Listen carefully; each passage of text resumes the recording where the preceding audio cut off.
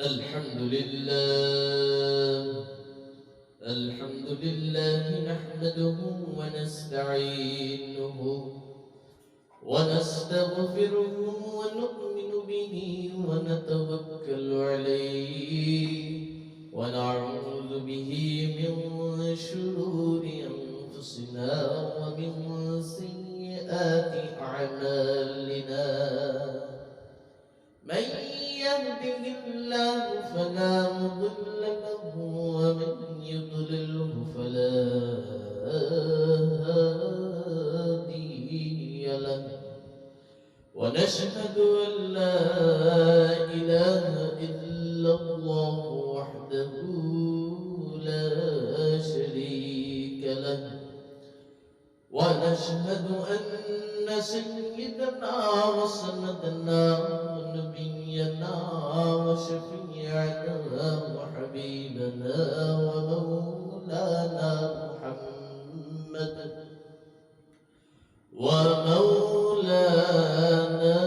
محمدا عبد الله ورسوله الذي أرسله بالحق بشيرا ونذيرا وداعيا إلى الله بإذنه وسراجا منيرا. وقد قال الله تعالى في كلامه المجيد وفرقانه الحميد: أعوذ بالله من الشيطان الرجيم. بسم الله الرحمن الرحيم. سبحان الذي أسرى بعبده ليلا من المسجد الحرام إلى المسجد الأقصى الذي باركنا حوله لنريه من آياتنا إنه هو السميع البصير. وقال سيدنا رسول الله صلى الله تعالى عليه وسلم: ما دخل الشهر رجب قال اللهم بارك لنا في رجب وشعبان وبلغنا رمضان، أو كما قال عليه الصلاة والسلام: آمنت بالله صدق الله المولانا العظيم وصدق رسوله النبي الكريم، ونحن على ذلك لمن الشاهدين والشاكرين والذاكرين والحمد لله رب العالمين. سبحانك لا علم لنا إلا ما علمتنا إنك أنت العليم الحكيم. اللهم صل على محمد وعلى آل محمد كما صليت على إبراهيم وعلى آل إبراهيم إنك حميد مجيد. اللهم بارك على محمد وعلى آل محمد كما باركت على إبراهيم وعلى آل إبراهيم إنك حميد مجيد. الحمد لله। মহান রব্বুল আলামিনের দরবারে ইলাহিতে অজস্র অগণিত শুকরিয়া জ্ঞাপন করছি যে আল্লাহ জাল্লা শাহ আমাদেরকে পবিত্র মাসের একটি মাস। এই মাসটা হচ্ছে আরবি মাসের রজব মাস। কি মাস? আরবি মাসের রজব মাস। এই মাস আল্লাহ রাব্বুল আলামিন খুব গুরুত্বপূর্ণ করে আমাদের প্রিয় নবী, শেষ নবী, পয়গম্বর তাজদারি মদিনা আহমদ মুজতবা মুহাম্মদ মুস্তাফা সাল্লাল্লাহু তাআলা আলাইহি ওয়াসাল্লাম, উনাকে এই মাসে আল্লাহ রাব্বুল আলামিন আরশে আজিমে দাওয়াত দিয়ে ডেকে উনাকে খাতিরদারি করায়া আসার সময় হাদিয়াও দিয়ে দিয়েছে। সুবহানাল্লাহি ওয়া বিহামদিহি সুবহানাল্লাহিল আযীম। রাসূল আকরাম সাল্লাল্লাহু তাআলা আলাইহি ওয়াসাল্লাম তিনি হচ্ছেন আখির জামানার নবী, তিনি হচ্ছেন আখির জামানার রাসূল। এই কথাগুলো এই জন্য বলতেছি যে সমস্ত পয়গম্বর আল্লাহ রাব্বুল আলামিনকে দেখার অনুরোধ জানিয়েছিলেন, কিন্তু আমাদের প্রিয় নবী আখির জামানার নবী রাহমাতাল লিল আলামিন আল্লাহ রাব্বুল আলামিন তাকে দিয়ে যখন কালেমার মেহনত করান, কিসের মেহনত করান? কালেমার মেহনত করান। কালেমার মেহনত করিয়ে তারপরে রাসূল আকরাম সাল্লাল্লাহু তাআলা আলাইহি ওয়াসাল্লামকে আল্লাহ পরীক্ষা করে। সুবহানাল্লাহ, আল্লাহ স্বয়ং রাসূল করিম সাল্লাল্লাহু আলাইহি ওয়াসাল্লামকে পরীক্ষা করেন। আল্লাহু আকবার। কি দিয়ে পরীক্ষা করেন? কি দিয়ে পরীক্ষা করেন? আল্লাহ রাব্বুল আলামিন রাসূল পাক সাল্লাল্লাহু তাআলা আলাইহি ওয়াসাল্লামকে দেখতে চাচ্ছেন নৌকা বাজিয়ে, যে আমার রাসূল কষ্ট পাওয়ার পর আমাকে ছেড়ে দেয় কিনা, আমার রাসূল আঘাত পাওয়ার পর আমাকে ভুলে যায় কিনা। আল্লাহু আকবার বলবেন না? রাসূল আকরাম সাল্লাল্লাহু আলাইহি ওয়াসাল্লাম যেই সময়টা মিরাজ করেছেন, মিরাজ এটা ফার্সি ভাষা। কি ভাষা? ফার্সি ভাষা।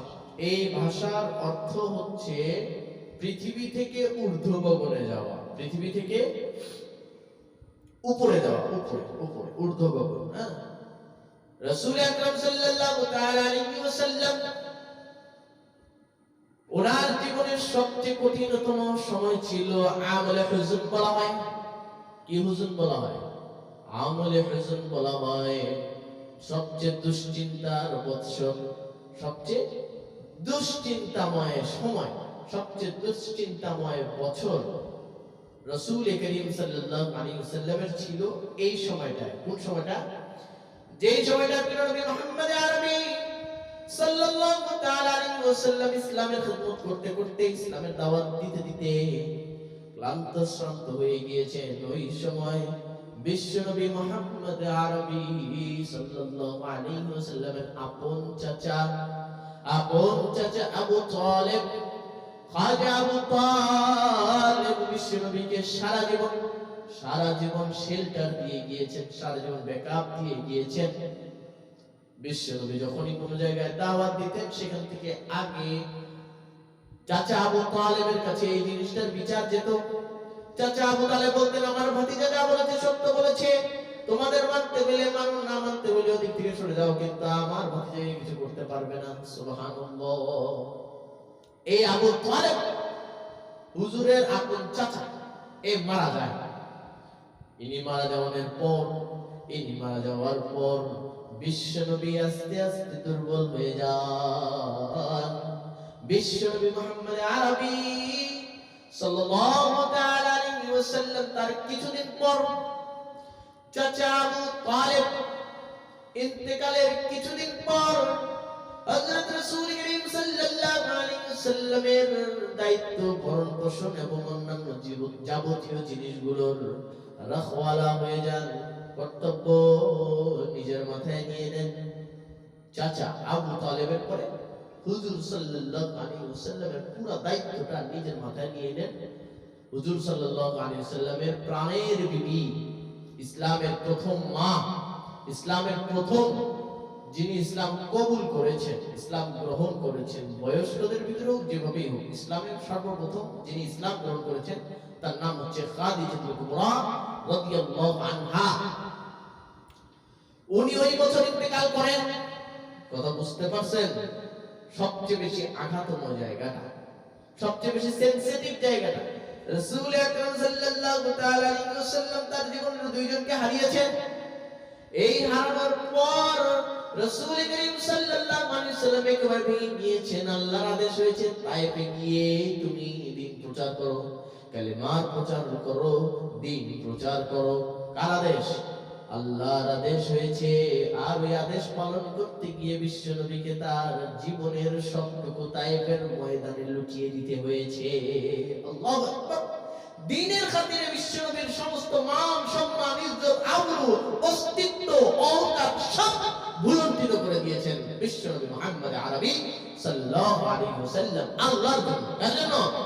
আল্লাহর জন্য। আল্লাহর জন্য নিজের রক্তের কোনো দাম রাখেননি বিশ্বনবী, নিজের জানের কোনো দাম রাখেননি বিশ্বনবী, নিজের শরীরের কোনো দাম রাখেননি বিশ্বনবী, নিজের ভাবনার কোনো দাম রাখেননি বিশ্বনবী, নিজের চিন্তা চেতনার দাম রাখেননি বিশ্বনবী, নিজের মনোভাবনার দাম রাখেননি বিশ্বনবী মুহাম্মদ আরবি সাল্লাল্লাহু তাআলা আলাইহি ওয়াসাল্লাম। সব কষ্টকে সহ্য করে নীরবে হজম করে দাওয়াত দিতে গিয়েছেন তায়েফের ময়দানে। তখন বিশ্বনবীর অবস্থা আরো খারাপ হয়ে গিয়েছে। কাফের মুশরিকরা, সন্ত্রাসী, লম্পট আছে না কতগুলো রাস্তাঘাটে, এগুলোকে লেলিয়ে দিয়েছে বিশ্বনবীর পিছনে। তারা বিশ্বনবীকে এই লোকটা যে যাচ্ছে না পাগল যাচ্ছে, নাউজুবিল্লাহ। কি যাচ্ছে? পাগল যাইতেছে। এই পাগল মহিলা গালি দিয়েছে বিশ্বনবীকে, দেওয়ার পর বিশ্বনবীকে পাথর মারা শুরু করেছে। নাউজুবিল্লাহ বলে। যেই শরীরের ভিতরে মশা মাছি বসা হারাম ছিল, ওই শরীর থেকে পবিত্র রক্ত মুবারক বিশ্বনবী মুহাম্মদ আরবি সাল্লাল্লাহু আলাইহি ওয়াসাল্লামের রক্ত মুবারক পবিত্র ছিল। সুবহানাল্লাহ। বিশ্বনবীর রক্ত মুবারক পর্যন্ত পবিত্র ছিল। আমাদের রক্ত তো হলো গিয়া গান্ধা রক্ত, অপবিত্র। কিন্তু বিশ্বনবীর রক্ত কি ছিল? পবিত্রতম রক্ত ছিল। তো বিশ্বনবী মুহাম্মদ আরবি নিজের রক্তকে পুরো পানি করে দিয়েছেন, বিলীন করে দিয়েছেন ইসলামের খাতিরে, দ্বীনের জন্য।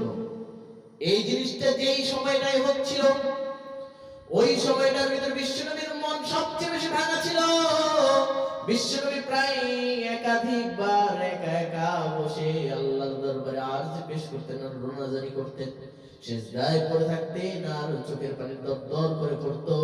দাড়ি মোবারক ভিজে যেত, কাপড় মোবারক ভিজে যেত, বুকগুলো পুরো ভিজে একেবারে চুপচুপা হয়ে যেত। বিশ্বনবী সারা রাত্র এইভাবে তিনি সিজদার ভিতরে কাটিয়ে দিতেন, আর আল্লাহর কাছে বলতেন, আল্লাহ রাব্বুল আলামিন, আপনি কার কাছে আমাকে ছেড়েছেন? আপনি কোথায় আমাকে রেখেছেন? একা আমাকে ফেলে দিয়েছেন। এই কথাটা আল্লাহ রাব্বুল আলামিনের কাছে সহ্য হয়নি। বিশ্বনবী নামাজের ভিতরে, সিজদার ভিতরে যখন এই দোয়াটা করলেন, বিশ্বনবীর দোয়ার কারণে আসমান ও জমিন, খেয়াল করেন, বিশ্বনবীর দোয়ার কারণে আসমান ও জমিন, আরশে আল্লাহ, ফেরেশতা, সারা পাহাড় পর্বত নদী নালা সবকিছু কম্পন সৃষ্টি হয়ে গেছে বিশ্বনবীর দোয়ার কারণে। আল্লাহু আকবার। যেটাকে মুহাদ্দিসিনে কেরাম দোয়া তায়েব করেছেন, দোয়া তায়েব, তায়েবের দোয়া। তিনি স্পষ্টভাবে বলেছেন, আল্লাহুম্মা আশকি ইলাইকা যুফা কুওয়াতি, আল্লাহুম্মা আশকি ইলাইকা যুফা কুওয়াতি ওয়া কিল্লাতা হিল্লাতি ওয়া গাওয়ানি আলান নাস, ওয়া গাওয়ানি আলান নাস। আমাকে কোন মানুষের কাছে ছেড়ে দিয়েছো? আল্লাহ রাব্বুল আলামিনের কাছে অভিমানযুক্ত বক্তব্য দিচ্ছেন বিশ্বনবী মুহাম্মদ আরবি সাল্লাল্লাহু তাআলা আলাইহি ওয়াসাল্লাম। আল্লাহু আকবার, আল্লাহু আকবার। কি হৃদয় বিদারক ছিল এই দোয়াটা। বিশ্বনবীর সমস্ত শরীর রক্তে রক্তাক্ত, রক্তে রঞ্জিত হয়ে গেছে। বিশ্বনবীর সমস্ত দেহ মোবারক, মাথা থেকে নিয়ে পা মোবারক পর্যন্ত রক্তে ঢাবুডুবু খাচ্ছেন বিশ্বনবী মুহাম্মদ আরবি সাল্লাল্লাহু তাআলা আলাইহি ওয়াসাল্লাম। ওই অবস্থায়ও বিশ্বনবী আল্লাহর দরবারে বলতেছেন, আল্লাহুম্মা আশকি ইলাইকা যুফা কুওয়াতি ওয়া কিল্লাতা হিল্লাতি ওয়া গাওয়ানি আলান নাস, ইয়া রাব্বাল মুস্তাদাফিন। ও দুর্বল দাতা, ও দুর্বল দাতা, ইয়া রাব্বাল মুস্তাদাফিন, স্পষ্ট ভাবে এখানে বক্তব্য যে আমি তো এখন দুর্বল হয়ে গেছি, তুমি এখন দুর্বলকে সবলকারী। সুবহানাল্লাহ বলে, তুমি এখন দুর্বলকে সবলকারী। আনতা আরহামার রাহিমিন, তুমি তো রহম করনে ওয়ালা জাত।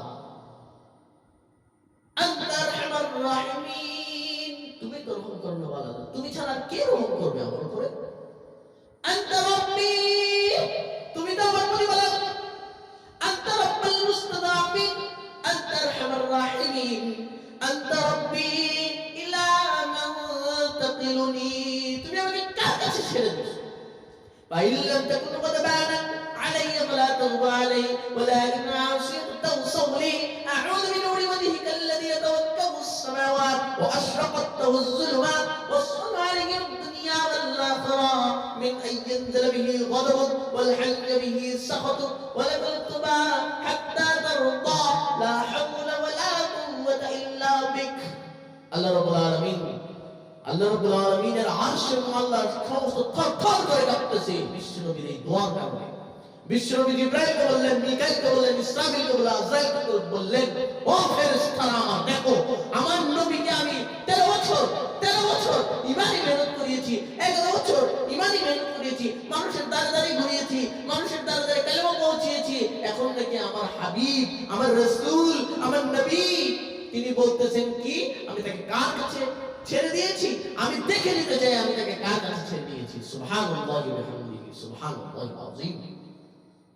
এই যে শুরুয়াত হলো মিরাজ, কি শুরু হলো? মিরাজ শুরু হলো। আল্লাহ রাব্বুল আলামিন নিজের কাছে নিজের বন্ধুকে ডাকতেছে, বন্ধুর মন ভালো করার জন্য দাওয়াত দিয়েছে। সুবহানাল্লাহ। এই জন্য আল্লাহ রাব্বুল আলামিন কোরআনুল কারীমের সূরা বনী ইসরাঈলের ভিতরে বলতেছেন, সুবহানাল্লাযী আসরা বিআবদিহি লাইলান মিনাল মাসজিদিল হারাম ইলাল মাসজিদিল আকসাল্লাযী বারাকনা হাওলাহু লিনুরিয়াহু মিন آياتنا إنه هو السميع البصير. الله رب العالمين বলেন সুবহান।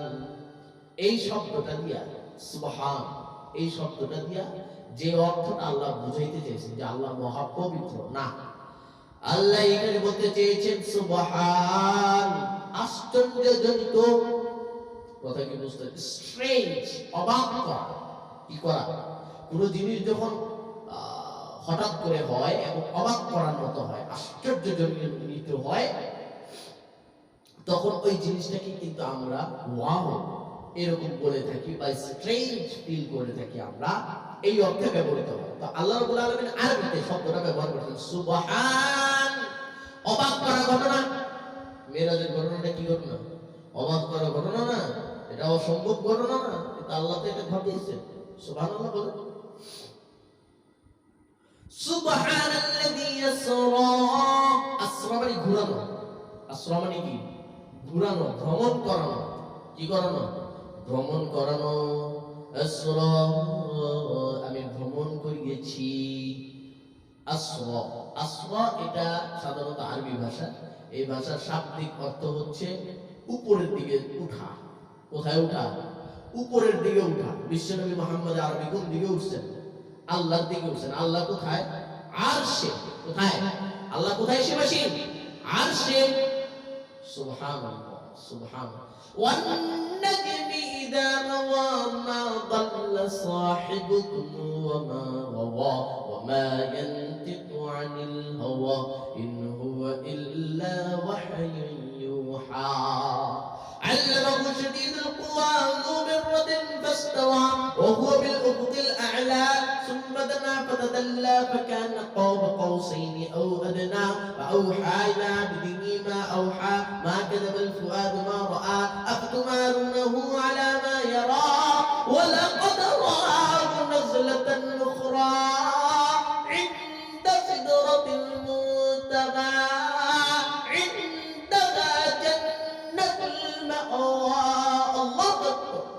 আল্লাহ রাব্বুল আলামিন কত সুন্দর করে বলতেছেন যে আমি আমার বান্দাকে ঘুরাইছি, পরিভ্রমণ করাইছি ঊর্ধ্বগমনে। কোথায়? ঊর্ধ্বগমনে আল্লাহ তাআলা তার হাবিবকে ডেকেছেন, তার হাবিবকে দাওয়াত দিয়েছেন। আল্লাহু আকবার। কোথা থেকে কোন পর্যন্ত কি করিয়েছেন সবকিছু ডিসক্রাইব করতেছেন আল্লাহ রাব্বুল আলামিন, বর্ণনা করতেছেন আল্লাহ রাব্বুল আলামিন। আল্লাহ রাব্বুল আলামিন বললেন আবদিহি লাইলাম মিনাল মাসজিদিল হারাম, আমি আমার বান্দাকে সর্বপ্রথম যে নিয়ে গিয়েছি, ঘুরিয়েছি, সেই জায়গাটা ছিল মসজিদুল হারাম। মসজিদুল হারাম এই জায়গাটা ঘুরাইছেন আল্লাহ রাব্বুল আলামিন। এইখান থেকে নিয়ে শুরু ঘোরা, কথা বলা, এইখান থেকে ঘোরা কি শুরু। এই মসজিদুল হারাম থেকে ঘোরা শুরু হয়েছে, ভ্রমণ শুরু হয়েছে, ঊর্ধ্বগমন শুরু হয়েছে। এটাকে আপনারা আবার আমাদের বর্তমান টুরিস্ট বললেন না কিন্তু, খবরদার। হ্যাঁ, এটাকে আপনারা বর্তমানে আমাদের কি বলা হয়, সাংস্কৃতিক মনা যারা আছে এরা বলবে আমরা এন্টারটেইনমেন্টের জন্য এগুলো। না না, এই ধরনের বক্তব্য যাতে ভুলেও ব্যবহার না হয়, ভুলেও যাতে মুখ দিয়ে এই শব্দগুলো না আসে। বিশ্বনবীকে আল্লাহ রাব্বুল আলামিন সফর করিয়েছেন। কি করিয়েছেন? সফর করিয়েছেন এবং নিদর্শনগুলো দেখাচ্ছেন। আল্লাহ নিজেই বলতেছেন মিনাল মসজিদিল হারাম, মসজিদুল হারাম থেকে, মিনা থেকে, মিনাল মসজিদিল হারাম ইলাল মসজিদিল আকসা, মসজিদে আকসা পর্যন্ত, মানে বাইতুল মুকাদ্দাস পর্যন্ত। কোন পর্যন্ত? বাইতুল মুকাদ্দাস পর্যন্ত। বিশ্বনবী এর আগে কোনদিন বাইতুল মুকাদ্দাসে যাননি, বুঝতেছেন? বিশ্বনবী মক্কাতুল মুকাররমা থেকে কোনদিন বাইতুল মুকাদ্দাস যাননি। তো যাই হোক, আল্লাহ কোথা থেকে কোন পর্যন্ত? মিনাল মাসজিদিল হারাম ইলাল মাসজিদিল আকসা, মসজিদে আকসাটাও কাদের? কথা বলেন, মসজিদে আকসাটাও কাদের? আমাদের মুসলমানদের, ঈমানদারদের, মুত্তাকিনদের। সুবহানাল্লাহ। এই মসজিদুল আকসা, বাইতুল মুকাদ্দাস, এইটাকে আল্লাহ আমাদের থেকে ছিনিয়ে নেওয়া হয়েছে। কি করে নেওয়া হয়েছে? ছিনিয়ে নেওয়া হয়েছে। আমরা সবাই মিলে দোয়া করব, আল্লাহ আরেকজন সালাউদ্দিন আইয়ুবীকে পাঠিয়ে দাও। ওই সালাউদ্দিন আইয়ুবী যখন আসবে মহা বিপ্লব হবে এবং ইনশাআল্লাহুল আজিজ বাইতুল মুকাদ্দাস আবার আমাদের দখলে আসবে ইনশাআল্লাহ। আল্লাহু আকবার, আল্লাহু আকবার। যাই হোক, বাইতুল মুকাদ্দাস পর্যন্ত বিশ্বনবীকে আল্লাহ রাব্বুল আলামিন বাইতুল হারাম থেকে নিয়ে গিয়েছেন। মাঝখানে কিন্তু মদিনাতুল মুনাওয়ারা পড়ছে, তখন কিন্তু মদিনাতুল মুনাওয়ারা হয়নি। কথাগুলো খেয়াল করবেন, মাঝখান দিয়ে কথাগুলো বলতেছি, সময় খুব স্বল্প। হ্যাঁ, আপনারাও মোটামুটি ব্যস্ত। আমার সময়টাকে, আমার কথাগুলোকে খুব গুছিয়ে আমার স্বল্প সময়ের ভিতরে বলতে হচ্ছে, আপনারা বুঝে নেবেন কথাগুলো। আর তাফসীরের ভিতরে তো মনে করেন এগুলো বিস্তারিতই বলা হয় ইনশাআল্লাহ। তাফসীরের ভিতরে আরো বিস্তারিতভাবে বলা হবে, আল্লাহ রাব্বুল আলামিন যদি তৌফিক দান করে। যেহেতু জুমার আলোচনা এত দীর্ঘায়িত তো করা যায় না, আর সময়ও অত বেশি থাকে না। যাই হোক, মসজিদুল হারাম থেকে মসজিদুল আকসা পর্যন্ত বিশ্বনবীকে আল্লাহ রাব্বুল আলামিন নিয়ে গেলেন। মাঝখান দিয়ে মদিনাতুল মুনাওয়ারা পড়ে, ওই জায়গাটার নাম ছিল ইয়াসরিব। ওই জায়গাটার নাম কি ছিল? ইয়াসরিব ছিল, ইয়াসরিব ছিল, ইয়াসরিব ছিল। পুরা খেজুরের বাগান দিয়ে ভরা ছিল এই জায়গাগুলো। মহানবী মুহাম্মদুর রাসূলুল্লাহ সাল্লাল্লাহু তাআলা আলাইহি ওয়াসাল্লাম যখন মসজিদুল হারামের ভিতরে ছিলেন, কোথায় ছিলেন? মসজিদুল হারামের ভিতরে ছিলেন, হাতিমে কাবার ভিতরে ছিলেন। তিনি প্রায় গরমের দিনে হাতিমে কাবার ভিতরে শুয়ে থাকতেন। কোথায় শুয়ে থাকতেন? হাতিমে কাবার ভিতরে শুয়ে থাকতেন। শুয়ে আছেন এমন সময় কোন রিওয়ায়াতে আসছে বিশ্বনবী মুহাম্মদুর রাসূলুল্লাহ সাল্লাল্লাহু তাআলা আলাইহি ওয়াসাল্লাম আপন ফুপুর ঘরে শায়িত ছিলেন। সুবহানাল্লাহ। কার ঘরে শায়িত ছিলেন? ফুপুর ঘরে। কোন রিওয়ায়াত আসছে ফুফাতো বোনের ঘরে, কোন রিওয়ায়াত আসছে ফুফাতো বোনের ঘরে।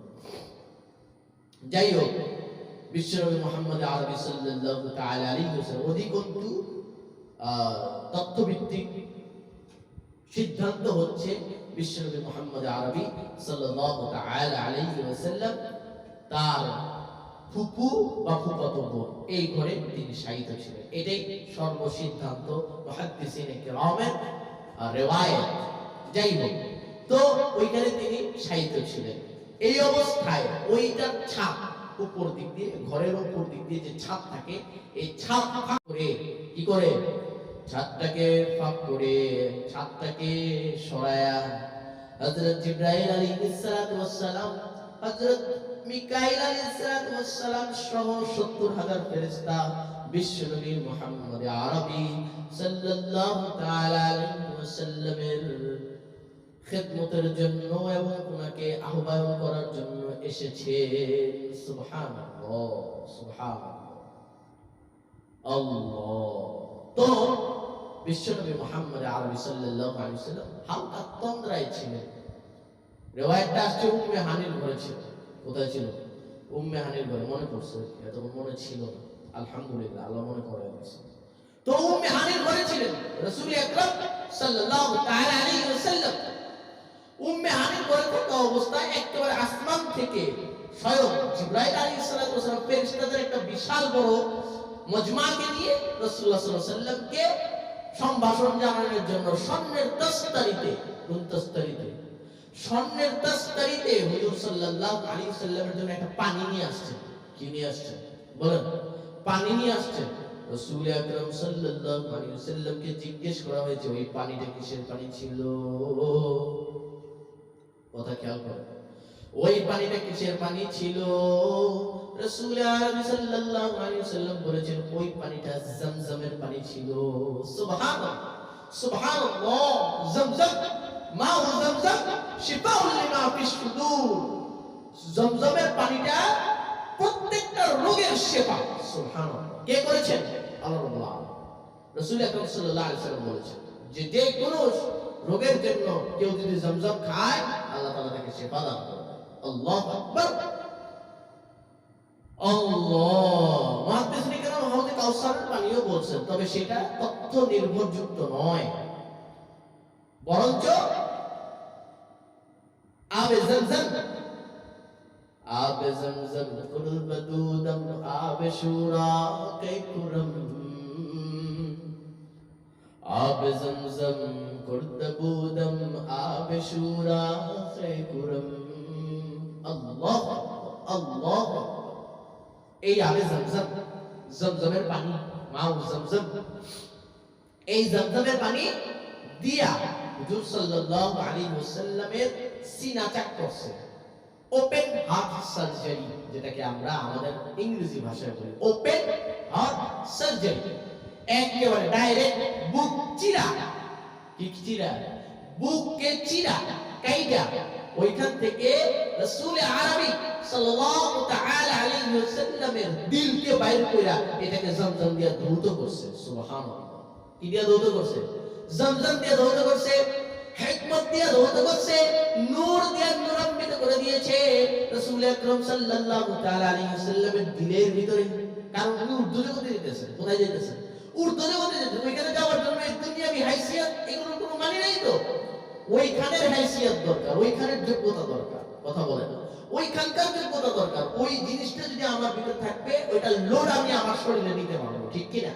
এটার জন্য ওনাকে প্রস্তুতি করা হয়েছে ওইভাবে, যাতে পরজগতে বা ঊর্ধ্ব জগতে উনি যাতে সুন্দরভাবে গিয়ে আবার রিটার্ন ব্যাক ফিরে আসতে পারে। এটাকে সিনাচাক বলা হয়। কি বলা হয়? সিনাচাক বলা হয়। কি বলা হয়? সিনাচাক বলা হয়। আল্লাহ বলেন আফামান শারাহাল্লাহু সাদরাহু লিল ইসলাম ফাহুয়া আলা নূরিন মির রাব্বি। আল্লাহ নূর দ্বারা ওপেন হার্ট সার্জারি করে আফামান শারাহাল্লাহ, আল্লাহ ওপেন হার্ট সার্জারি করেছেন, তার সিনাচাক করেছেন। সিনাচাক করে এটার ভিতরে নূর আর ইসলাম আর হেদায়েত দিয়ে টুকটুকা করে দিয়েছেন এবং আবে জমজমের পানি দিয়ে ধৌত করেছেন। ধৌত করে এটাকে শক্তিশালী করে আবার ঠিক জায়গার ভিতরে স্থানান্তর করে আবার সেলাই করে দিয়েছে। সুবহানাল্লাহ, সুবহানাল্লাহ। এই ঘটনা ঘটছে।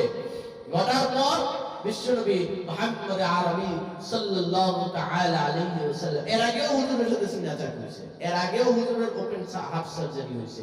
হুজুরের মোট 3 বার ওপেন হার্ট সার্জারি হয়েছে। কয়বার? 3 বার। এবং সাহাবায়ে কেরাম রাদিয়াল্লাহু আলাইহিম আজমাইন কে হুজুর সাল্লাল্লাহু তাআলা আলাইহি ওয়াসাল্লাম ওই জায়গাটুকু দেখিয়েছেন যে জায়গাটুকু কেটে হার্ট সার্জারি করা হয়েছিল। সুবহানাল্লাহ বলেন।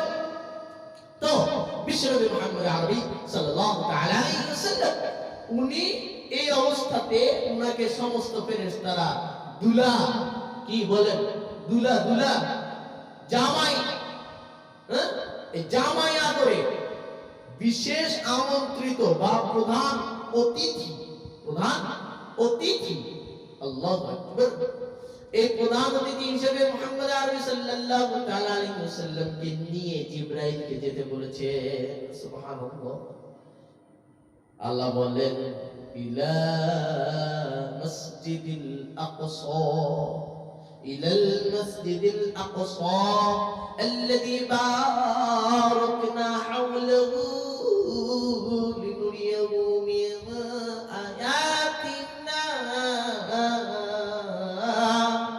আল্লাহ রাব্বুল আলামিন খুব সুন্দর করে বলতেছেন, আল্লাহ ইলাল মসজিদিল আকসা আল্লাযী বারাকনা হাওলাহু, যেটার চতুর্দিকে বারাকনা বরকতময়। সুবহানাল্লাহ বলেন। মক্কা শরীফ, মদিনাতুল মুনাওয়ারা সহ মসজিদুল আকসা, এই তিনটা জায়গায় বরকত দিয়ে ভরা। আল্লাহু আকবার। কারণ আপনারা বুঝবেন না, মক্কাতুল মুকাররমা থেকে বাইতুল মুকাদ্দাসে যাওয়ার সময় মাঝখানে পড়ে মদিনাতুল মুনাওয়ারা। সুবহানাল্লাহ বলেন। এই একেবারে সেন্টার পয়েন্ট। তো এটা একটা নির্দিষ্ট বাউন্ডারি এলাকা, এই এলাকাটাকে ঘিরে আছে বরকত। সুবহানাল্লাহ। বারাকনা হাওলাহু লিনুরিয়াহু, এবং নূর দ্বারা ভরপুর, এবং নূরে নূরান্বিত আল্লাহ রাব্বুল আলামিন করে দিয়েছেন। যারা কাবাতুল মুকাররমায় গেছেন, যারা মদিনাতুল মুনাওয়ারায় গেছেন, শুধু নূর নূর নূর। আল্লাহ আল্লাহ। নূর মানে হিদায়াত, নূর মানে আলো, নূর মানে জ্যোতি, নূর মানে ইসলাম, নূর মানে দ্বীন, নূর মানে সুন্নাহ। সুবহানাল্লাহ। নূর মানে এমন নূর নেই যেই নূরের দ্বারা, যেই আলোর দ্বারা জান্নাতে খুব সহজে যাওয়া যায়। রাস্তার ভিতরে যদি লাইট না হয় তাহলে রাস্তা পারাপার হওয়া যায় না। গলির ভিতরে যদি লাইট না হয় গলি দিয়ে যাওয়ার সাহস হয় না। আল্লাহ। আর এই নূর যদি থাকে, তাহলে জান্নাতে যাওয়া আমাদের জন্য সহজ হয়ে যাবে। আল্লাহু আকবার, আল্লাহু আকবার।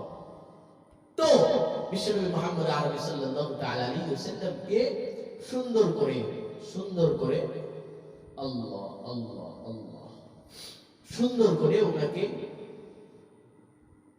বোরাক, কি বোরাক, বারকুন শব্দ থেকে বোরাক এসেছে। বোরাক হচ্ছে সাধারণত ভাবে একটা খচ্চর না, গাধাও না, রিওয়ায়াতে আসছে গাধাও না, আবার খচ্চর না, এটার মাঝামাঝি একটা প্রাণী। এই প্রাণীটা এত তেজি, আপনার চোখ যেই জায়গায় গিয়ে শেষ হবে, এই খচ্চরটা বা এই বোরাকটার পা ওইখানে গিয়ে শেষ হবে। সুবহানাল্লাহ বলবেন না? যত দূর পর্যন্ত আপনার চোখ প্রশস্ত, মানে যত দূর পর্যন্ত আপনি দেখতে পারেন এক জায়গায় দাঁড়ায়, এক জায়গা বলতে যেমন আল্লাহ দয়া মাঝে একটা কথা বলে দিই, মৌলবীরা ইলমের বরকতে, কিসের বরকতে? ইলমের বরকতে মৌলবীরা 44 তলা উপরে থাকে, আর তুই থাকস এক তলায়। কথা বলে না? আম পাবলিকরা থাকে কয় তলায়? এক তলায়। জাহেলরা থাকে কয় তলায়? এক তলায়। আর আলেমরা থাকে ইলমের বরকতে 44 তলায়। তো 44 তলা থেকে তো পুরো ঢাকা শহর দেখা যায়, আর এক তলা থেকে তো এক হাত দেখা যায়। কথা বলে না? মুহাম্মদ আরবি সাল্লাল্লাহু তাআলা আলাইহি ওয়াসাল্লাম মিরাজে যখন যান, তিনি বোরাকের উপরে যখন পৌঁছান, তিনি তখন এই জিনিসটা হয়েছে তো আকাশে, ঊর্ধ্ব জগতে, জায়গা জিনিসটার নাম এটা ঊর্ধ্ব ভ্রমণ। কথা বলে না? ঊর্ধ্ব জগতের ভ্রমণ, আসরা। তো কাজেই উনি দেখতেছেন তো উপর থেকে, নিচে থেকে না। তো যেই জায়গায় ওনার নজর গিয়ে শেষ হইতেছে, ওই জায়গায় বোরাকের পা গিয়ে থামতেছে। সুবহানাল্লাহ। এত তেজি বোরা, এত তেজি খচ্চর। আল্লাহু আকবার। তো এটা ঘোড়াও না, এটা খচ্চরও না, বা গাধাও না, এর মাঝামাঝি একটা জন্তু এটা, বা জানোয়ার এটা। এই জানোয়ারের পাখা আছে। কি আছে? পাখা আছে। একবার যদি পাখা ঝাপটায় 500 বছরের রাস্তা অতিক্রম হয়ে যায়। সুবহানাল্লাহ বলেন জোরে। একবার একবার কয়বার? একবার যদি পাখা ঝাপটায় 500 বছরের রাস্তা অতিক্রম হয়ে যায়। সুবহানাল্লাহি ওয়া বিহামদিহি সুবহানাল্লাহিল আযীম। এই বুরাক সে আয়েশা হাজির। রাসূল আরবি সাল্লাল্লাহু আলাইহি সাল্লাম বুরাকের উপরে উঠবেন। বুরাক একটু নইরা চড়ে উঠছে। বুরাক একটু কি করে উঠছে? নড়ে চড়ে উঠেছে। আল্লাহ! বুরাক নড়ে চড়ার পর হযরত জিবরাইল আলাইহিস সালাতু ওয়াস সালাম বলতেছেন, এই বুরাক, কি ব্যাপার? তুমি নড়তেছো কেন? তোমার উপরে কে উঠবে তুমি জানো? মুহাম্মদ আরবি, দুলা দুলা, আখিরাতের দুলা, আখিরাতের দুলা। ও উঠবে, তুমি নড়তেছো কেন? থামো, তোমার পা, তোমার কদম থামাও, নেলে উনি ব্যথা পাবে, আপনার বেয়াদবি হবে। এই কথা যখন বলছে, বুরাক আস্তে কইরা তার পা, আস্তে কইরা তার পা থামায় দিয়েছে। থামায় দেওয়ার পর হালকা করে বুরাকের চিকন ঘাম হইছে। সুবহানাল্লাহ বলেন। নার্ভাস ফিল হইয়া তার চিকন ঘাম দেওয়া শুরু করছে, লজ্জা পেয়ে গেছে সে, এই চুপ হইয়া দাঁড়াইছে। মুহাম্মদ আরবি সাল্লাল্লাহু তাআলা আলাইহি ওয়াসাল্লাম আস্তে করে বুরাকের উপরে বসছে। কিসের উপরে বসছে? বুরাকের উপরে বসছে। আমি যদি এটা উপমা দিতে যাই, বুরাকটা কি ধরনের বা বার্ক এটা কি ধরনের, তাহলে বলা যায় বার্কুন মানে হলো বিদ্যুৎ। বার্কুন মানে কি বলেন? বিদ্যুৎ। বিদ্যুৎ। বার্কুন মানে কি? বিদ্যুৎ। তাহলে বুরাকটা এই জন্য তার নাম রাখা হয়েছে যে এই দৌড়ায় হলো বিদ্যুৎ গতিতে। বিদ্যুৎ যেমন চোখের পলকে দেখা যায় না, এইরকম এই বুরাকটা তার অবস্থান হলো বিদ্যুৎ গতি। তার অবস্থান কোন গতি? বিদ্যুৎ গতি। এর জন্য এটার নাম কি রাখছে? বুরাক। যাই হোক, তো আমি যদি আরেকটু বুঝাইতে যে বুরাকটা হচ্ছে এমন একটা গাড়ি, যেমন আমাদের ঢাকা শহরে পুরান ঢাকায় বঙ্গবাজারের সামনে, কোন বাজারের সামনে? বঙ্গবাজারের সামনে, অথবা সদরঘাট থেকে নিয়ে গুলিস্তান পর্যন্ত টমটম গাড়ি বলে এটা, অথবা ঘোড়ার গাড়ি বলে এটা। কি গাড়ি? টমটম গাড়ি, নেলে ঘোড়ার গাড়ি। এই কিছুটা কাছাকাছি সিমিলার এই ধরনেরই ছিল বুরাক। যাই হোক, হযরত জিবরাইল আলাইহিস সালাতু ওয়াস সালাম হযরত মুহাম্মদ আরবি সাল্লাল্লাহু আলাইহি ওয়াসাল্লামকে নিয়ে বুরাকের উপরে উঠলেন। বুরাক একটু লজ্জা পেল, ঘাম দিল। বুরাক আস্তে আস্তে করে আগে বাড়তেছে। আর রাসূল আকরাম সাল্লাল্লাহু তাআলা আলাইহি ওয়াসাল্লামের অবস্থান হয়ে গিয়েছে এরকম যে উনি দেখতেছেন আশেপাশের অবস্থা। কারণ এটা আস্তে আস্তে তো ভিন্ন রূপ ধারণ করবে। আস্তে আস্তে কি রূপ ধারণ করবে? ভিন্ন রূপ ধারণ করবে। আস্তে আস্তে তিনি মক্কাতুল মুকাররমা ছাড়তেছেন। ছাড়তে গিয়ে যখন তার নজর পড়ল ইয়াসরিব, যেটাকে আমরা বর্তমানে মদিনা বলতেছি। বর্তমানে আমরা কি বলতেছি? মদিনা বলতেছি। তো মদিনা শব্দের অর্থ হলো শহর বা আমার শহর। কি শহর? আমার শহর। আর তৎকালীন ছিল এটার নাম ইয়াসরিব। কি নাম ছিল? ইয়াসরিব। তো যাই হোক, হযরত জিবরাইল আলাইহিস সালাতু ওয়াস সালাম মুহাম্মদ আরবি সাল্লাল্লাহু তাআলা আলাইহি ওয়াসাল্লামকে ওই ইয়াসরিব উপর থেকে দেখাইতেছে, মদিনাতুল মুনাওয়ারা উপর থেকে দেখাইতেছে। দেখায় বলতেছে আপনাকে এখানে হিজরত করতে হবে, স্থান ত্যাগ করতে হবে, পরিবর্তন করতে হবে। রাসূল আরবি সাল্লাল্লাহু আলাইহি ওয়াসাল্লাম চমকায় জিবরাইলের দিকে তাকিয়ে বলতেছে, কেন? আমি স্থান পরিবর্তন করব কেন? আমাকে দেশ ছাড়তে হবে কেন? কারণটা কি? হযরত জিবরাইল আলাইহিস সালাতু ওয়াস সালাম বললেন, ওই মদিনাতুল মুনাওয়ারায় আপনাকে হিজরত করতে হবে। আপনার আপন যারা বংশের ছিল, আপনার গোত্রীয় যারা ছিল, এরা সবাই আপনার জানের দুশমন হয়ে যাবে। চিন্তা করছেন? এখন তো মুহাম্মদুর রাসূলুল্লাহ সাল্লাল্লাহু আলাইহি ওয়াসাল্লামের পাপড়াশন আস্তে আস্তে খারাপ হইতেছে। বলে কি জিবরাইল? এটা বলে, কিন্তু আমি ধারণা করতে পারি না আমার বংশের লোক বলে আমাকে মারবো। এটা কি ধারণা করা যায়? কিন্তু আসলে তো ঘটে। কথা বলেন, আসলে তো ঘটে। পেপার খুলেন দেখেন না, স্বামী স্ত্রীরে মেয়েরা ফলায়, স্ত্রী স্বামীরে মেয়েরা ফলায়, বাচ্চারে মা মেয়েরা ফলায়। কথা বলেন, এগুলি দেখেন না আপনারা? আমার থেকে বেশি তো আপনারা জানেন। কথা বলেন, তো এগুলো ঘটতেছে। তো তখন মানে বিষয়টা এরকম, একটা মা কি তার বাচ্চারে মারতে পারে?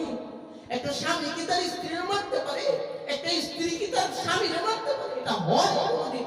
মানে আমরা যেটা কল্পনা করতে পারি না সেটাই হইতেছে, ঠিক কি না?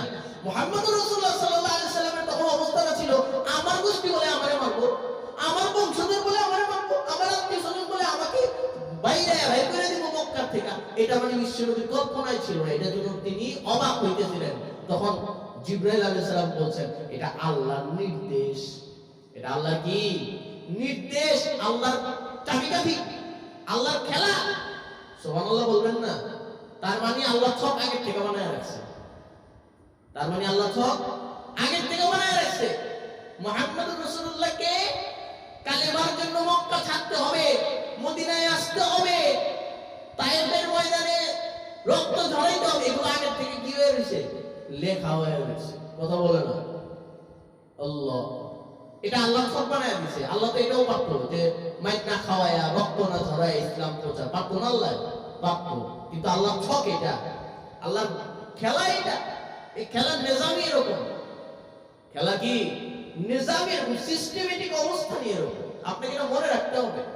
কাজেই রাসূল আকরাম সাল্লাল্লাহু তাআলা আলাইহি ওয়াসাল্লাম উনি হযরত মুহাম্মদ আরবি সাল্লাল্লাহু তাআলা আলাইহি ওয়াসাল্লামকে একেবারে প্র্যাকটিক্যালি জায়গা টু জায়গা, স্থান থেকে স্থান, স্টেপ বাই স্টেপ সব দেখায় দিতেছেন কোন ভাবে কি হবে না হবে।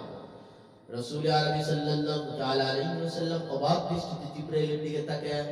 জিবরাইল বলতেছে, হে আল্লাহর রাসূল, এই জায়গাতে আপনাকে হিজরত করে আসতে হবে, এই জায়গাতে আপনাকে আপনার প্রাণ বাঁচাইতে হবে।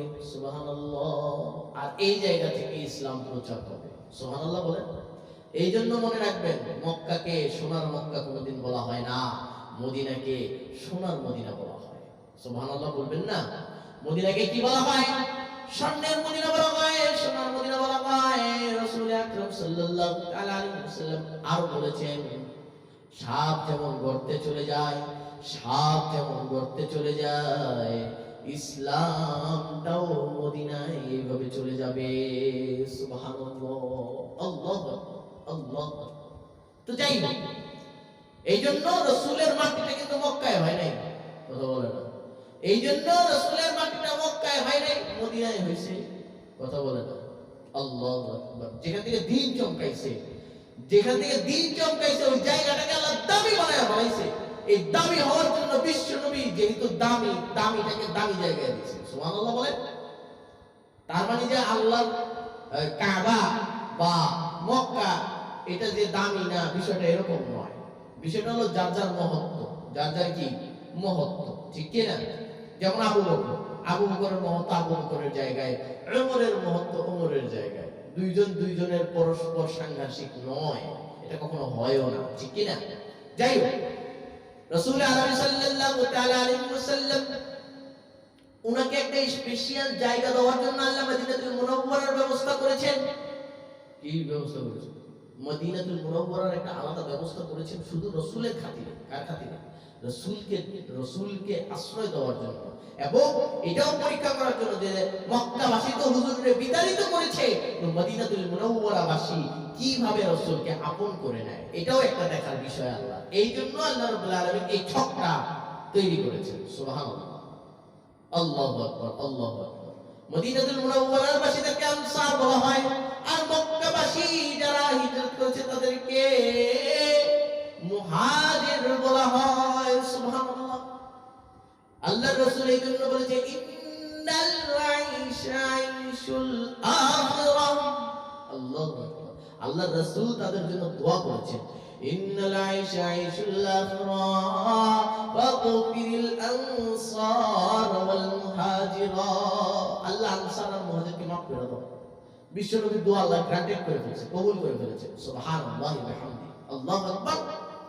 সাহাবীরা নিজেদের জান, মাল, সম্পদ, সময়, বিবি, বাচ্চা সবকিছু বিশ্বনবীর জন্য কোরবান করে দিয়েছে। আল্লাহু আকবার, আল্লাহু আকবার, আল্লাহ আল্লাহ আল্লাহ আল্লাহ। এই জন্য প্রায় রাইসুল মুহাদ্দিসিন হযরত আয়েশা সিদ্দিকা রাদিয়াল্লাহু আনহা উনি প্রায় বলতেন যে সাইয়্যিদনা ইউসুফ আলাইহিস সালাতু ওয়াস সালামের জন্য তো মাত্র 8-9 জন না 12 জন জানি নিজের হাতের মাত্র আঙ্গুল কাটছে। কি কাটছে? আঙ্গুলগুলো কেটে ফেলেছে।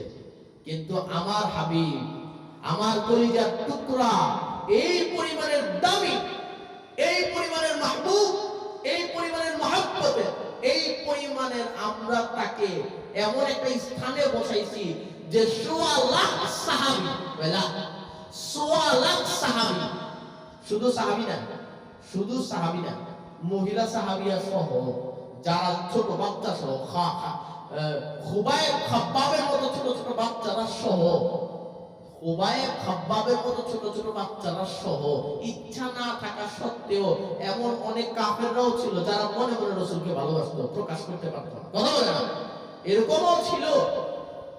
তো এই পরিমাণের ভালোবাসতো এরা যে নিজের কলিজা কাইটা দিতেও দ্বিধাবোধ করতো না। সুবহানাল্লাহি ওয়া বিহামদিহি, সুবহানাল্লাহিল আযীম। তো যাই হোক, রাসূল আকরাম সাল্লাল্লাহু তাআলা আলাইহি ওয়াসাল্লাম এই জায়গাটা দেখলেন।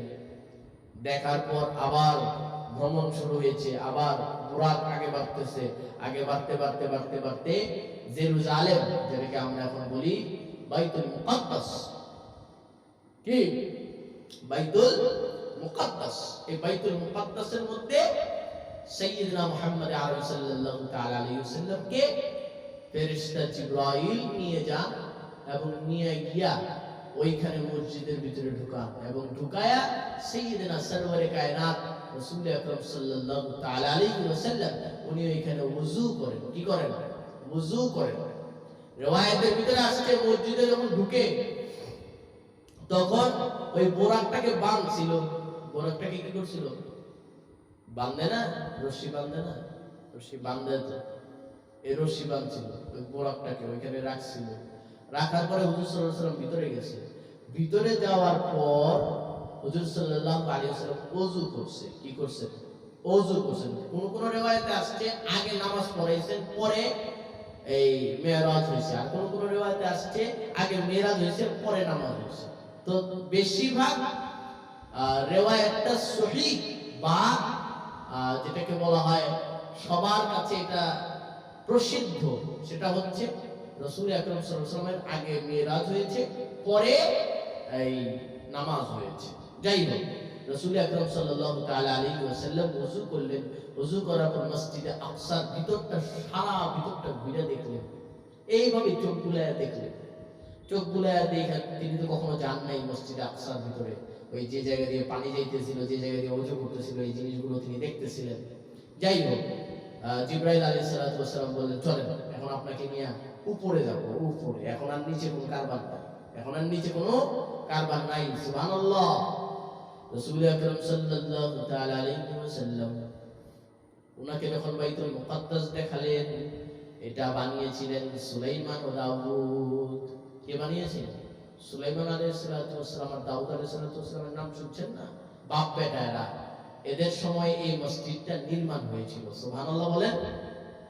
যাই হোক, এটা আমাদের পূর্বের কিবলা, এটা আমাদের পূর্বের কিবলা। হ্যাঁ, মক্কা শরীফের আগে এই দিকে দেখা ওই দিকে মাথা ঘুরায়া, ওই দিকে সিনা ঘুরায়া নামাজ পড়তে হইতো। ওইটাকে মসজিদে আকসা বলা হয়। এবং রাসূল আকরাম সাল্লাল্লাহু তাআলা আলাইহি ওয়াসাল্লামের ইচ্ছায় যে কিবলা পরিবর্তন হয়েছে, এটাও আল্লাহ রাব্বুল আলামিন কোরআনে স্পষ্ট করেছে। তো এটা একটা ভিন্ন আলোচ্য বিষয়, ওইখানে আমি এখন যাব না। তো কিবলাতাইন, মসজিদে কিবলাতাইন, এটা এখনো হারামে আছে, এখনো আছে, এখনো আছে। মক্কাতুল মুকাররমা বা মদিনাতুল মুনাওয়ারায় যারা গিয়েছেন উমরা অথবা হজ করতে, তারা মসজিদে কিবলাতাইনের ভিতরে গিয়েছেন, উপরেও গিয়েছেন, নিচেও গিয়েছেন। নিচে গেলে মানে প্রথম যে দোতলায় উঠতে হয় সিঁড়ি দিয়ে, ওই দোতলার মধ্যে হচ্ছে গিয়ে প্রথম এখন বর্তমান কিবলা। আর উপর দিক দিয়ে দেখলেই বোঝা যায় যে আগের কিবলাটা উল্টো দিকে ছিল। কোন দিকে ছিল? উল্টা দিকে ছিল, মানে পূর্ব পশ্চিম এরকম অবস্থায় ছিল। যাই হোক, তো রাসূল আকরাম সাল্লাল্লাহু তাআলা আলাইহি ওয়াসাল্লাম বলেছেন, এখন কোথায় নিয়ে যাবেন? জিবরাইল আলাইহিস সালাতু ওয়াস সালাম বলেছেন, এখন উপরে চলবো, এখন নিচে কোনো কাজ নাই, এখন উপরে যাব। জিবরাইল আলাইহিস সালাতু ওয়াস সালাম হযরত রাসূল করিম সাল্লাল্লাহু তাআলা আলাইহি ওয়াসাল্লামকে নিয়ে রওনা করলেন। কি করলেন? রওনা করলেন। রওনা করার পর রাসূল করিম সাল্লাল্লাহু তাআলা আলাইহি ওয়াসাল্লামের জন্য একটা বাহন আনা হলো। কি আনা হলো? বাহন আনা হলো। সহজে যাতে যাইতে পারি এরকম একটা বাহন আনা হলো প্রথম আসমান থেকে। কোন আসমান থেকে? প্রথম আসমান থেকে। বোরাক ওই পর্যন্ত, আসমানের নিচ পর্যন্ত বোরাক থেমে গেল, তাকে আর উপরে যাওয়ার কোনো অবস্থান দেওয়া হইল না। সেখান থেকে বোরাকে করে আস্তে আস্তে আস্তে আস্তে সপ্তম আসমান পর্যন্ত যাওয়া হবে। কোন আসমান পর্যন্ত যাওয়া হবে? সপ্তম আসমান পর্যন্ত যাওয়া হবে। কোন কোন রিওয়ায়াতে আসছে প্রথম আসমানে বোরাক ছেড়ে দেওয়া হয়েছে, রফ রফ আনা হয়েছে। কি আনা হয়েছে? রফ রফ। রফ রফ মানে হচ্ছে এসকেলেটর, সিঁড়ি আছে না, সিঁড়ি, এরকম সিঁড়ি। এই যে আমরা শপিং মলগুলোতে যাই না অনেক সময়, ওইখানে যেরকম সিঁড়ি থাকে এরকম সিঁড়িগুলো ছিল। যাই হোক, রাসূল আরবি সাল্লাল্লাহু তাআলা আলাইহি ওয়াসাল্লাম যখন প্রথম আসমানে উঠতেছেন, এমন অবস্থায় হযরত জিবরাইল আলাইহিস সালাতু ওয়াস সালাম প্রথম আসমানের গেট নক করলেন। সুবহানাল্লাহ বলেন। গেট নক করার পর সাইয়্যিদুল কাউনাইন শাফিউল মুযনিবিন রাহমাতাল লিল আলামিন, উনি যখন প্রথম দরজায় গেলেন ফেরেশতারা তাকে সম্ভাষণ দিল। সুবহানাল্লাহ। জামাই সম্ভাষণ দিয়েছে, ফুল দিয়া তাকে সাদরে আপ্যায়ন করেছে বা গ্রহণ করেছে। সুবহানাল্লাহ। দরজাকে খোলা হলো, জিবরাইল বললেন, আসতেছে মেহমান, আল্লাহর বন্ধু আসতেছে, গেট খুলে দাও। সমস্ত ফেরেশতারা গেট খুলে দিল। গেট খোলার পরে প্রথম আসমানে যে ঘরটাকে সর্বপ্রথম দেখেছেন, ওই ঘরটা হুবহু মক্কাতুল মুকাররমার মতো। সুবহানাল্লাহ বলেন। অর্থাৎ মক্কাতুল মুকাররমা যা দেখতেছেন এখন, এই হুবহু এটার মতোই আরেকটা ঘর প্রথম আসমানে আছে, যেটাকে ওয়াল বাইতুল মামুর বলা হয়। কি বলা হয়? ওয়াল বাইতুল মামুর। কোরআন শরীফের আয়াত আসছে। আর হাদিস শরীফের ভাষায় এটাকে বাইতুল ইজ্জত বলা হয়। কি বলা হয়? বাইতুল ইজ্জত। এটা হুবহু দেখতে একেবারে এই মক্কা আল্লাহর কালো ঘরের মতো আর কি এটা দেখতে। আল্লাহ তাআলা আসলে ওইটাকে নকল করে এই ঘরটাকে বানাইছেন। সুবহানাল্লাহ বলেন। ওই ঘরটাকে নকল করে এটাকে বানানো হয়েছে। আল্লাহু আকবার। যাই হোক, আল্লাহ রাব্বুল আলামিন হযরত জিবরাইল আলাইহিস সালাতু ওয়াস সালামকে দিয়ে প্রথম আসমানে যখন নিলেন, নেওয়ার পর ওই ঘরগুলো দেখলেন। কোন ঘরগুলো দেখলেন? ওই যে বাইতুল মামুর দেখলেন। দেখার পর আস্তে করে আগে বাড়লেন। আস্তে করে কোথায় বাড়লেন? আগে বাড়লেন। আগে বেরিয়ে দূরের থেকে দেখতেছেন সিংহাসনের ভিতরে একজন বয়োজ্যেষ্ঠ মুরব্বী, খুব লম্বা, সুদর্শন। কি দর্শন? সুদর্শন, দেখার মতো চেহারা। উনি বসা, ওনার সাথে আবার আরেকটা চেয়ারের মধ্যে, আরেকটা মেম্বারের মধ্যে একজন মহিলা বসা। একজন কে বসা?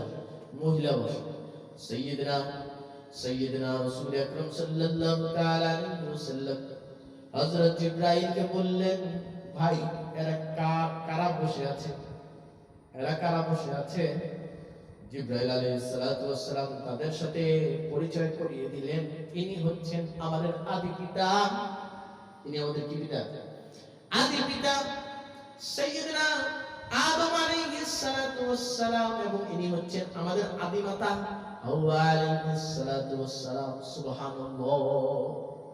তাদের সাথে দেখা হইল। রাসূল আকরাম সাল্লাল্লাহু তাআলা আলাইহি ওয়াসাল্লামকে হযরত আদম আলাইহিস সালাতু ওয়াস সালাম দুজনের ভিতরে সালাম কালাম হইল। সুবহানাল্লাহ বলেন। সালাম কালাম হইল, পরিচিত হইল যে এইটা হচ্ছে আখিরি জামানার পয়গম্বর। আল্লাহু আকবার। এটা কে? আখিরি জামানার পয়গম্বর, যার উপর আপনি দুরূদ পড়েছিলেন, আপনার বিবাহের মোহরানা যার দিয়ে হয়েছিল, তিনি হচ্ছেন মুহাম্মদ আরবি সাল্লাল্লাহু তাআলা আলাইহি ওয়াসাল্লাম। ও, আপনি শেষ পয়গম্বর, আপনি সেই নবী। আল্লাহু আকবার, আল্লাহু আকবার, সুবহানাল্লাহ, সুবহানাল্লাহ, আল্লাহ। তো যাই হোক, হযরত রাসূল আকরাম সাল্লাল্লাহু আলাইহি ওয়াসাল্লামের সাথে দেখা হইল। তো রাসূল আকরাম সাল্লাল্লাহু আলাইহি ওয়াসাল্লাম দেখতেছেন কিছু সময়ের জন্য হযরত আদম সফিউল্লাহ আলাইহিস সালাতু ওয়াস সালাম, উনি ডান দিকে একবার দেখে মুচকি মুচকি হাসে, বাম দিকে একবার দেখে আস্তে আস্তে কান্না করে। কথা বুঝতেছেন? বাম দিকে দেখলে কি করে? হাসে, কান্না করে। আর ডান দিকে দেখলে হাসে। সাইয়্যিদনা আদম আলাইহিস সালাতু ওয়াস সালাম বললেন, হে আমার প্রিয় নবী, দয়াল নবী, সরল নবী মুহাম্মদ আরবি সাল্লাল্লাহু তাআলা আলাইহি ওয়াসাল্লাম, তিনি তো হচ্ছেন আমাদের আদি পিতা। তিনি আমাদের কি? আদি পিতা। এখন তার, কারণ পৃথিবীতে যত মানুষ আছে সব তো ওনার সন্তান। সব ওনার কি? কথা বল। সব ওনার কি? সন্তান। আল্লাহ ছেলে হোক মেয়ে হোক, ইহুদি হোক নাসারা হোক, খ্রিস্টান হোক বৌদ্ধ হোক, যা হোক না কেন সবাই আদমের কি সন্তান। তো কোনো ব্যক্তি যদি দিন থেকে সরে, কোন ব্যক্তি যদি খ্রিস্টান, কোন ব্যক্তি যদি মুশরিক, কোন ব্যক্তি যদি পৈতলিক, কোন ব্যক্তি যদি খ্রিস্টান, কোন ব্যক্তি যদি ইহুদি, কোন ব্যক্তি যদি বৌদ্ধ হয়ে থাকে, আর এই কারণে অথবা গুনাহের কারণে অথবা পথভ্রষ্টতার কারণে ওই ব্যক্তিটা যখন জাহান্নামে যায়, আদম আলাইহিস সালাতু ওয়াস সালামের মনে কচকচ করে, কি করে? ব্যথা অনুভূতি হয়, আমার ছেলে, আমার সন্তান, সে মেয়ে হোক আর ছেলেই হোক, সে জাহান্নামে পড়বে, এটা দেখে তার খারাপ লাগে। এই জন্য তিনি দরদর করে কাঁদতে থাকে। আবার যখন ডান দিকে দেখেন তখন মুচকি মুচকি হাসেন। ফেরেশতা জিবরাইল আলাইহিস সালাতু ওয়াস সালাম বললেন, ও আল্লাহর পয়গম্বর হযরত আদম আলাইহিস সালাতু ওয়াস সালাম ওইখানে যেমন মনের ভিতরে কষ্ট পান, আর এইখানে যখন আবার নিজেদের সন্তানদেরকে, সে মেয়ে হোক আর ছেলে হোক, বড় হোক আর ছোট হোক, এদেরকে যখন জান্নাতের দিকে দেখেন, নামাজ পড়ার কারণে কেউ জান্নাতে যাবে, সুবহানাল্লাহ, হজ করার কারণে কেউ জান্নাতে যাবে, নেক আমলের কারণে কেউ জান্নাতে যাবে, সত্যবাদিতার কারণে কেউ জান্নাতে যাবে, রাসূলের সুন্নাহের কারণে কেউ জান্নাতে যাবে। এই জান্নাতে যাওয়াটা দেখে আদম আলাইহিস সালাতু ওয়াস সালামের মনটা খুশি হয়ে যায়। সুবহানাল্লাহ, সুবহানাল্লাহ, যে আমার সন্তান কই যেতেছে? জান্নাতে যেতেছে। এই জন্য তিনি মুচকি মুচকি হাসেন। আল্লাহু আকবার, আল্লাহু আকবার। হযরত আদম আলাইহিস সালাতু ওয়াস সালামের সাথে দেখা হলো, বাইতুল মামুর দেখা হলো। ওই বাইতুল মামুরই কিন্তু ওই ৭০,০০০ ফেরেশতা কি করতেছে? তাওয়াফ করতেছে। আর এই ৭০,০০০ ফেরেশতা একবার যদি তাওয়াফ করে, কিয়ামতের আগে আর এরা লাইন পাবে না। কি পাবে না? লাইন পাবে না। খেয়াল করেন, কিয়ামতের আগে আর এরা লাইন পাবে না, আর এদের যাওয়ার কোনো সুযোগ হবে না। তাহলে কি পরিমাণের ফেরেশতা আল্লাহ বানায় রাখছে, সুবহানাল্লাহ! কি অগণিত অজস্র ফেরেশতা আল্লাহ তাআলা বানায় রাখছে। আল্লাহু আকবার। কিয়ামত পর্যন্ত এই যে যেমন বাইতুল্লাহ শরীফে ঘুরতে থাকে, কেউ যদি বাইতুল্লাহ শরীফে নাও ঘুরে, পায়রা ঘুরে, পায়রাও যদি না ঘুরে, ওই যে আপনারা যেটা আবাবিল বলেন, আসলে এটার নাম আবাবিল না, পাখি, ছোট ছোট পাখি। আবাবিল মানে তো ঝাঁকে ঝাঁকে। তো এই ঝাঁকে ঝাঁকে যে পাখিগুলো, এই পাখিগুলো কি করতে থাকে? তাওয়াফ করতে থাকে। সুবহানাল্লাহ বলবেন না? তো ঠিক এরকম বাইতুল মামুরের একেবারে প্রথম আসমানে, একেবারে কাবার টোটালি উপরে, পুরো সমান সমান উপরে, এই বাইতুল মামুরে বা বাইতুল ইজ্জতে ফেরেশতারা সব সময় তাওয়াফরত আছেন, কিয়ামত পর্যন্ত থাকবেন ইনশাআল্লাহ। সুবহানাল্লাহ। যাই হোক, এরপরে তাদের যাত্রা আবার শুরু হলো, তাদের এই সফরটা আবার শুরু হলো। হযরত জিবরাইল আলাইহিস সালাতু ওয়াস সালাম হযরত মুহাম্মদ আরবি সাল্লাল্লাহু তাআলা আলাইহি ওয়াসাল্লামকে নিয়ে আগে বাড়তেছেন। এরপরে যখন দ্বিতীয় স্টেপ আসলো, দ্বিতীয় আসমান আসলো, কোন আসমান আসলো? দ্বিতীয় আসমান আসলো। আজকে সময় খুব সংক্ষিপ্ত, মাস অনেক পরে আছে ইনশাআল্লাহ। আল্লাহ রাব্বুল আলামিন চাহে তো ইনশাআল্লাহুল আজিজ আগামী সপ্তাহে আবার বাকি আলোচনাগুলি করব, অর্থাৎ দ্বিতীয় আসমান থেকে আলোচনাগুলো করব। আল্লাহ রাব্বুল আলামিন যা শুনলাম, যা বললাম, এগুলোকে আমাদের মনের ভিতরে গাঁথায় দাও, এবং এগুলোকে, বিশেষ করে এগুলোকে আমাদের জন্য স্মরণীয় করে দেবে। আমিন বলেন। স্মরণীয় করে দেবে। এই জন্য বললাম, আমাদের পিকনিক স্মরণীয় হয়। আমাদের কি স্মরণীয় হয়? পিকনিক স্মরণীয় হয়, বিজয় দিবস স্মরণীয় হয়, ম্যারেজ ডে স্মরণীয় হয়, বার্থডে স্মরণীয় হয়, কথা বলে না, এনগেজমেন্ট স্মরণীয় হয়, অ্যানিভার্সারি স্মরণীয় হয়, কথা বলে না, শহীদ দিবস, কোন দিবস? শহীদ দিবস আছে না, অমর একুশে, এটা স্মরণীয় হয়।